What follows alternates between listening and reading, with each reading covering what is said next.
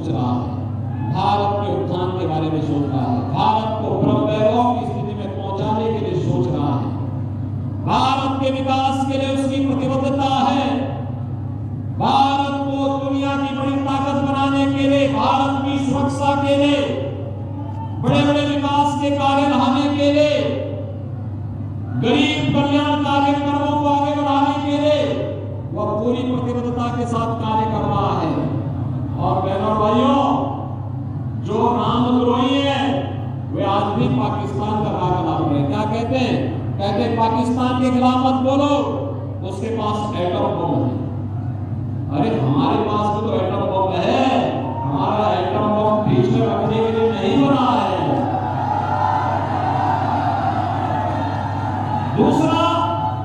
दूसरा हम ये भी बोलना चाहते हैं कि बहनों भाइयों, एक तरफ एटम बम की धमकी से भारत के दुश्मनों के उत्साह को बढ़ाने का प्रयास कर रहे हैं और दूसरी तरफ ये लोग राम मंदिर का विरोध करके आपको अपमानित करने का प्रयास कर रहे हैं। बहनों भाइयों, आपका एक वोट कितना महत्वपूर्ण है यह आपने देखा होगा। 2014 के पहले का भारत और 2014 के बाद का भारत। 2014 के पहले गरीब भूख से मरता था, स्वास्थ्य सुविधा के अभाव में मरता था, किसान आत्महत्या करता था, नौजवान पलायन करता था, बेटी और व्यापारी सुरक्षित नहीं थी, दंगे होते थे, कर्फ्यू लगता था, सर्वत्र अराजकता का वातावरण था। और 2014 के बाद का भारत कैसे परिवर्तन हुआ, दुनिया के अंदर सम्मान बढ़ा, देश की सीमाएं सुरक्षित हुई, आतंकवाद और नक्सलवाद नियंत्रित हुआ। और अब तो जोर से पटाखा फट जाए ना तो भी पाकिस्तान को सफाई देनी होती है कि साहब मेरा हाथ नहीं है, क्योंकि उसे मालूम है कि अगर सफाई नहीं दी तो कहीं लेने की देने न पड़ जाए। ये नया भारत है, छेड़ता नहीं है, लेकिन अगर कोई छेड़ेगा तो फिर छोड़ता भी नहीं है। और बहनों भाइयों, विकास के कार्य, हाईवे, अयोध्या देखो ना, रेलवे की डबल लाइन से जुड़ गया, भव्य स्टेशन अयोध्या का बन गया है, अयोध्या के अंदर जहां से जाओ 4 लेन 6 लेन से जुड़ गया है, इंटरनेशनल एयरपोर्ट बन गया है।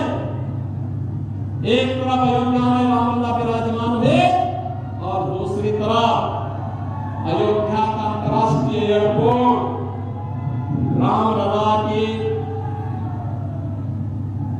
उस समय के जिन्होंने रामलला को अपनी गाथा के माध्यम से जन जन तक पहुंचाया था, ऐसे त्रिकाल दर्शी ऋषि महर्षि वाल्मीकि के नाम पर अयोध्या के एयरपोर्ट का नामकरण हुआ। भाइयों, वहां जितने भी भोजनालय बने गरीबों के लिए, संतों के लिए, अतिथियों के लिए, उनका नामकरण किसके नाम पर है? माता सबरी के नाम पर। माता सबरी भीलनी थी, वनवासी थी, उनके नाम पर भोजनालय का नाम, क्योंकि प्रभु राम के वनवास के समय में उन्होंने ही आश्रय दिया था और भगवान राम ने उनके झूठे पेड़ दिखाए थे।